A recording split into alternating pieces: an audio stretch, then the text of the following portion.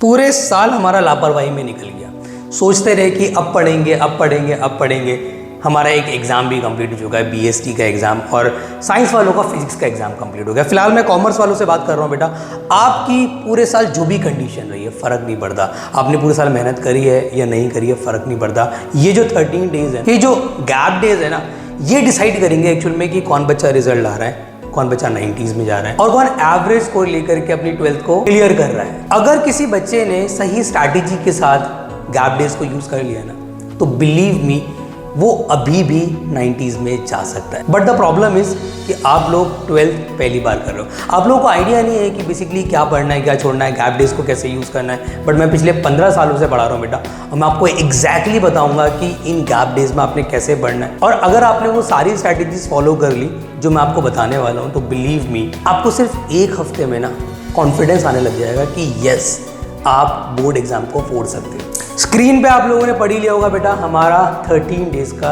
Crash course launch होने जा रहा है। देखो, गैप बहुत ज़्यादा होते हैं ना, तो बच्चों का एक बहुत बड़ी प्रॉब्लम हो जाती है कि वो स्टार्टिंग के डेज में बहुत ज़्यादा लीनियंट हो जाते हैं, और जब एंड के डेज में वो सीरियस होते हैं, उनको इतना समय नहीं होता कि उनके पास इतना समय नहीं होता कि वो अब चीज़ों को इंप्लीमेंट करें और अपना जो रिजल्ट है उसको बूस्ट कर पाएं। इसलिए मैं आपको एक ऐसी स्ट्रैटेजी बताऊंगा जिसके थ्रू आप जो स्टार्टिंग डेज में लीनियंट होते हो वो नहीं हो पाओगे, और जो भी टारगेट हम डेली बेसिस पे बनाएंगे उसको अचीव भी करेंगे। और ज़्यादा बड़े बड़े टारगेट हमें बनाने ही नहीं, आपको सिर्फ इतना सा करना है, एक दिन एक चैप्टर, एक दिन एक चैप्टर, सेकेंड डे दूसरा चैप्टर, थर्ड डे तीसरा चैप्टर, बस।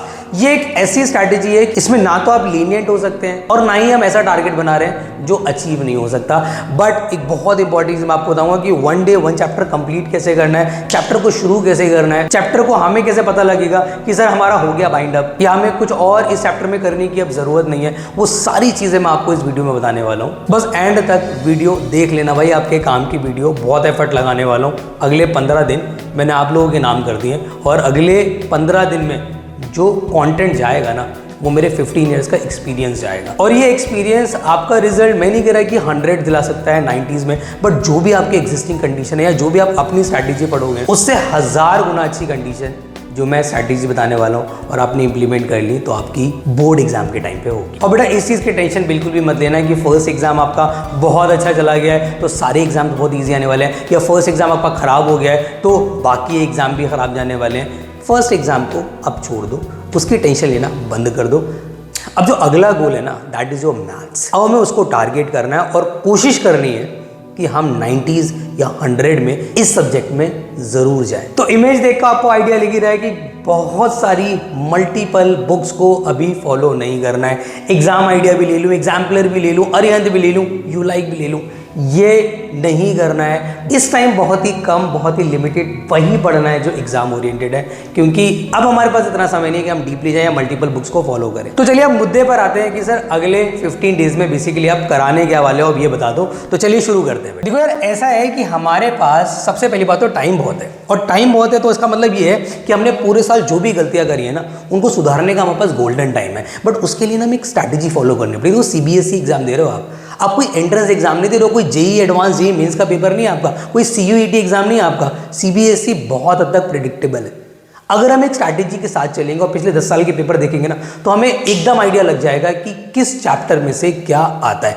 इसमें मैं आपकी बहुत ज़्यादा हेल्प करने वाला हूँ। तो सबसे पहले तो मैं आपको सिर्फ एक एडवाइस करूँगा, भाई ज़्यादा हीरो मत बनो, अपने आप को ज़्यादा स्मार्ट मत समझो। नहीं सर, एक ही दिन में ना हम 6 चैप्टर खत्म कर देंगे, एक ही दिन में हम 4 चैप्टर खत्म कर देंगे। अरे भाई, समय है आपके पास, आप ढंग से करो ना एक चैप्टर को। आपने ये नहीं करना है कि थोड़ा सा मैट्रिक्स पढ़ा, थोड़ा सा डिटर्मिनेंट पढ़ा और आगे मूव कर गए। नहीं, एक चैप्टर उठाएंगे, जड़ से खत्म करेंगे। कैसे खत्म करेंगे, मेरी बात सुनो। अब आप देखो, सबसे पहले मैं क्या करने वाला हूँ, रोज सुबह डेली आपको 9 बजे मेरे चैनल पे एक मिलेगी शॉर्ट वीडियो। अब मैं उसमें क्या करने वाला हूँ, जो मैं शॉर्ट वीडियो अपलोड करूँगा रोज़ सुबह 9 बजे, उसमें मैं आपको एग्जैक्टली बता दूंगा कि एनसीईआरटी के अंदर आपको इन क्वेश्चन को टारगेट करना है, क्योंकि हर एक क्वेश्चन लगाने का समय नहीं है। हर एक साइज में 20 क्वेश्चन है, 20 की 20 आप लगाओगे तो आप एक हार्ड वर्क कर रहे हो, और ये स्मार्ट स्टडी करने का टाइम है, स्मार्ट वर्क करने का टाइम है। तो मैं सबसे पहले जो शॉर्ट वीडियो अपलोड करूँगा उसमें आपको एग्जैक्टली बता दूंगा कि एक साइज में ये करना है, इस वाली एक्सरसाइज में ये कवर करना है, और वही क्वेश्चन मैं आपको बताऊंगा जो या तो एक्सपेक्टेड है या अब तक सीबीएसई बोर्ड एग्जाम में आ चुके के। उसके ठीक आधे घंटे बाद जब आप नाश्ता वाश्ता करके अपना तैयार हो जाओगे, कमर कस लोगे, तो 1 से 1.5 घंटे के आपको वन शॉट लेक्चर दूंगा। अब मैं जो आपको वन शॉट लेक्चर देने वाला हूँ उसमें मेरी कोशिश क्या है कि मैं हर चैप्टर के जितने भी कॉन्सेप्ट हैं और खास करके इंपॉर्टेंट कॉन्सेप्ट जो सीबीएसई की नज़रों में रहते हैं उनको कवर करूं along with some important questions. देखो बहुत ज़्यादा डिटेल में मैं उसमें कराऊंगा नहीं, बट जितना मैं आपको कराऊंगा ना वो ऐसा कराऊंगा कि समझ लो कि पिछले 10 साल का निचोड़ होगा उस चैप्टर के। मैं कोशिश ये भी करूंगा कि जो मैं इंपॉर्टेंट क्वेश्चंस करा रहा हूँ उसके साथ साथ आपको जो कॉन्सेप्ट है वो भी क्लियर हो जाए। तो वो लेक्चर आपको एग्जैक्टली कितने बजे मिल जाएगा बेटा?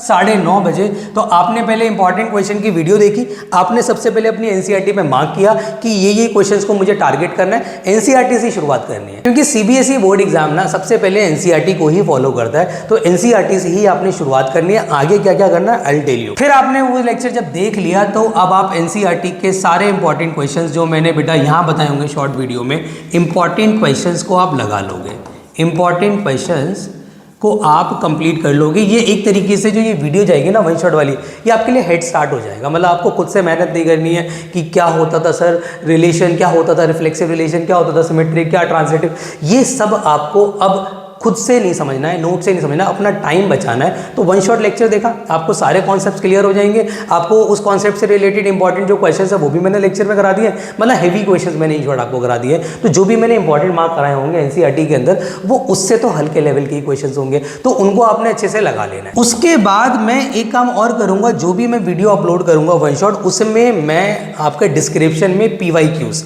देखो बहुत लिमिटेड करना है, बट वो करना है जो एग्जाम में आता है। तो आप उस चैप्टर के क्या करेंगे, आप उस चैप्टर के बेटा PYQs पहले एनसीईआरटी खत्म करना है। एनसीईआरटी खत्म करने के बाद जो भी मैं PDF अटैच करूंगा, कहाँ अटैच करूंगा? डिस्क्रिप्शन में अटैच करूंगा। उस PDF में से आपने सिर्फ और सिर्फ 2015 से 2024 तक के क्वेश्चन जो उस चैप्टर के अब तक आ रखे हैं, जो उस चैप्टर के अब तक आ रखे हैं उनको लगा लेना है। और उससे रिलेटेड मैंने बहुत सारी वीडियोस ऑलरेडी अपलोड भी कर रखी है, कुछ चैप्टर्स के मैंने अपलोड कर रखी है, कुछ की नहीं हो रखी है, वो भी मैं अपलोड कर दूंगा। तो बेटा PYQs एनसीईआरटी से शुरुआत करनी है। देखो पहले मेरा लेक्चर देखना है, उसमें इंपॉर्टेंट क्वेश्चंस कवर हो गए, फिर एनसीईआरटी से शुरुआत करनी है, एनसीईआरटी भी कवर अप हो गई, फिर बेटा उसके क्या लगा लेने हैं PYQs। अगर लेक्चर मेरा ऑलरेडी अपलोडेड है तो वो देख लेना है, अगर किसी चैप्टर का अपलोड नहीं है वो मैं कर दूंगा, तो वहाँ से आपके क्या कवर हो जाएंगे PYQs।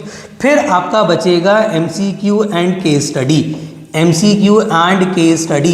इसके लिए मैं रोज रात को उसी चैप्टर की MCQ एंड केस स्टडी की लाइव क्लास लूँगा। अब हो सकता है वो 11 o'clock हो, या फिर वो आपका 10:30 हो, या वो 11:30 हो, जो भी आप मेरे को रिकमेंड करेंगे या जो भी आप मेरे को कमेंट में बताएंगे कि सर लाइव क्लास की टाइमिंग होनी चाहिए, मैं आपके अकॉर्डिंग ही रखूँगा ताकि आप कंफर्टेबल हो और आप लाइव क्लास अटेंड कर लें। क्योंकि एक दिन में एक चैप्टर को हमें निचोड़ लेना है, मतलब उस चैप्टर में से कुछ बचना नहीं चाहिए। उसके एनसीईआरटी, उसके PYQs, उसके MCQs, उसकी केस स्टडी। इसीलिए बोल रहा हूँ कि एक दिन में एक ही चैप्टर रखो फिलहाल अभी, तो वो जब कंप्लीट हो जाएगा ना चैप्टर आपका, जब आपका हो जाएगा बाइंड अप, तो अगले दिन जब आप अगला चैप्टर शुरू करोगे, मतलब day number 2 chapter number 2 inverse trigonometry, same pattern follow करना है। सेम मैं करने वाला हूँ, पहले उसकी जाएगी शॉर्ट वीडियो, फिर एक लेक्चर जाएगा वन शॉट जिसमें important question along with the जो कॉन्सेप्ट है वो आपके रिवाइज करा दूंगा। फिर उससे रिलेटेड PYQs का या तो लेक्चर ऑलरेडी अपलोडेड है उसका लिंक शेयर कर दूंगा, नहीं अपलोडेड है तो कर दूंगा बेटा। इसका टाइम अप्रॉक्सीमेटली मैं रख रहा हूँ दोपहर में जब आप एनसीईआरटी के सारे बेटा इंपॉर्टेंट क्वेश्चंस लगा के रख लोगे तो PYQs का लेक्चर जो जिन चैप्टर्स के ऑलरेडी अपलोडेड है उसकी प्लेलिस्ट जाके चेक कर लेना, जिनके अपलोडेड नहीं है उनकी दोपहर में 3 बजे आपको PYQs मिल जाएंगे, रात को आपकी MCQ और केस स्टडी की लाइव क्लास हो जाएगी। तो इससे आपका चैप्टर कंप्लीटली बाइंड अप हो जाएगा। अब मैं एक बात ध्यान रखना, वो बच्चे जो हमारे बहुत अच्छे बच्चे हैं, जो टॉपर बच्चे हैं, जिनको ऑलरेडी चैप्टर्स बहुत अच्छे से आते हैं, उन्हें तो ये फॉलो अप करना ही करना है। उनके लिए मैं ये कहूँगा कि अगर वो चाहें तो वो डे 1 से भी अपने सैम्पल पेपर्स या कंप्लीट मैं कहूँगा पिछले 10 साल के क्वेश्चन पेपर भी स्टार्ट कर सकते हैं। उनके लिए स्ट्रैटेजी ये है कि वो क्या कर सकते हैं, एक चैप्टर कंप्लीट किया और एक दिन में एक कंप्लीटली पेपर कर लिया। अगर उनको बाकी चैप्टर्स का आइडिया है, बाकी चैप्टर्स उनके अच्छे से रिवाइज है, या उनको 80% याद है कि इंटीग्रेशन क्या था, डिफरेंशिएशन क्या था, AOD के सारे कॉन्सेप्ट याद हैं, तो जो अच्छे बच्चे हैं, जो टॉपर बच्चे हैं, जिन्होंने पूरे साल मेहनत करी है, उनको मैं रिकमेंड करूंगा वो डेली एक पेपर, एक सैम्पल पेपर भी लगा ले।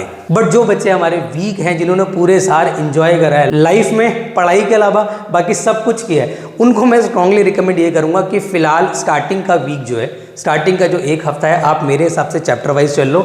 ये आपकी डेट्स हैं, आप देख सकते हैं। अगर हम बेटा इस स्ट्रैटेजी से भी जाएंगे ना, कॉमर्स वालों को भाई इतनी छुट्टियां हैं ना कि अगर हम इस स्ट्रैटेजी से भी गए तो आप देख सकते हैं कि आपका एक चैप्टर कवर हो जाएगा 22 को। 22 का दिन भी खराब मत करना। अगर आप सोच रहे हैं कि नहीं सर आज तो हम BST का पेपर देकर आए हैं, आज तो हम थोड़ा रेस्ट करना चाहते हैं, भाई ये मत कर देना बस, क्योंकि एक दिन में एक चैप्टर का टारगेट दे रहा हूँ, बहुत बड़ा टारगेट नहीं है, अचीवेबल टारगेट है। तो 22 को चैप्टर 1 कंप्लीट हो रहा है, 23 को चैप्टर 2 कंप्लीट हो रहा है, 24 को चैप्टर 3, चैप्टर 4, चैप्टर 5, चैप्टर 6, 27 को हमारी एक बुक पूरी कंप्लीट हो जाएगी, बुक 1 हमारी कंप्लीट हो जाएगी। और एक हफ्ते में अगर हमारी बुक 1 कंप्लीट हो गई, 27 को अगर हमारी बुक 1 कंप्लीट हो गई तो हमें एक बहुत अच्छा हेड स्टार्ट मिल जाएगा और हमारा कॉन्फिडेंस लेवल ना अलग ही लेवल पे होगा। और उसके बाद वो बच्चे जो पूरे साल नहीं पढ़े हैं, जिनके कॉन्सेप्ट्स वीक थे, जिनके चैप्टर्स वीक थे, अब वो ये कर सकते हैं। 28 तारीख से वो सैम्पल पेपर और जो क्वेश्चन पेपर है उनको भी उठा सकते हैं। और अगर हम इस स्ट्रैटेजी से गए, कितने मतलब एक दिन में एक चैप्टर की स्ट्रैटेजी से अगर हम गए तो आप देख सकते हैं 28 को हमारा इंटीग्रेशन चल रहा होगा और 5 तारीख तक हम पूरे कोर्स से फ्री हो चुके होंगे। मेरा टारगेट भी ये है कि 5 मार्च को मैं आपको कंप्लीटली फ्री कर दूंगा और 6 और 7 6 तारीख को बुक 1 का एक कंप्लीट मैराथन करेंगे, जिसमें मैं सारे अनसीन क्वेश्चंस, एक्सपेक्टेड क्वेश्चंस जो हमारे इस वाली सीरीज में छूट जाएंगे उसको हम 6 तारीख को कवर करेंगे और 7 तारीख को बुक 2 का एक यहाँ पे मैराथन कराया जाएगा। तो ये स्ट्रैटेजी भाई आपने फॉलो करनी है। मैंने तो कमर कस ली है, मैंने तो सोच लिया है कि पूरे साल जो मुझसे भी लापरवाहियाँ हो गई हैं, ज़रूरी नहीं है कि आप ही लोगों ने लापरवाहियाँ करी है, हमसे भी हो जाती है बेटा, तो कोई बात नहीं। अब ये जो समय है इसको पूरी तरीके से यूटिलाइज़ करना है। जो गलतियाँ हुई सो हुई, लेकिन जो हमारे ये 15 डेज़ है ना, जो हमें रिजल्ट दिला सकते हैं, हम इनमें लापरवाही नहीं करेंगे और एक भी दिन डिले नहीं करेंगे। क्योंकि अगर मैंने 22 की जगह रिलेशन फंक्शन को शिफ्ट किया 23 पे और 23 की जगह शिफ्ट किया 24 को, तो समझ जाना बेटा हमारा पूरा शेड्यूल हिल जाएगा और आप मेरे से ना पूरी तरीके से मैच नहीं कर पाओगे। फिर अगर आपने फॉर एग्जाम्पल 23 तारीख को रिलेशन फंक्शन उठाया, मैं MCQ की क्लास ले रहा हूँ किसकी, मैट्रिक्स अलजेब्रा की, आपका हमारा जो सीक्वेंस है वो मिसमैच हो जाएगा ना भाई। तो इसलिए कह रहा हूँ भाई डेली एक चैप्टर करना ही है। एट दी एंड मैं आपसे सिर्फ इतना बोलना चाहता हूँ बेटा, लग के मेहनत कर लो, क्योंकि मुझे पता है बोर्ड एग्जाम बहुत ईजी आने वाला है और CBSE बोर्ड एग्जाम बहुत ज़्यादा प्रेडिक्टेबल है।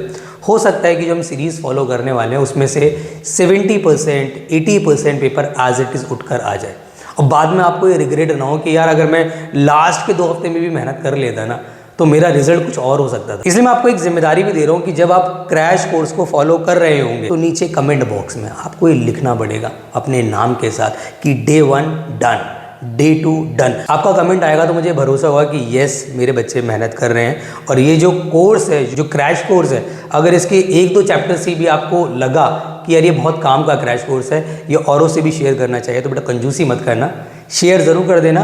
वीडियो अगर आपको पसंद आए सारी तो उसको लाइक ज़रूर कर देना।